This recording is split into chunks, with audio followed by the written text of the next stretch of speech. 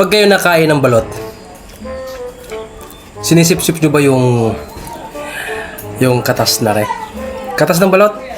Sinisip-sip nyo ba? Nasa inyo yan ha. Nasa inyo yan kung paano nyo kakainin ang balot at paano nyo umpisahan.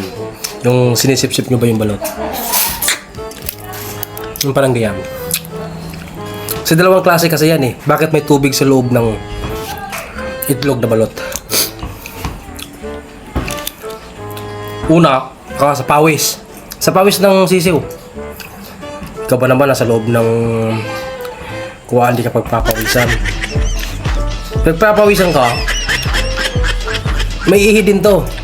Kaya nasa inyo kung gusto nyong sipsipin yung sabaw. Ihi yun, ihi. Di ka, nasa shell naman sila, di ba? Lagi nasa shell sila. So, di pa nila makuhang umihi doon. Lagi nasa shell na nga. Ano yung shell? Dapat doon sila umihi. Di ba?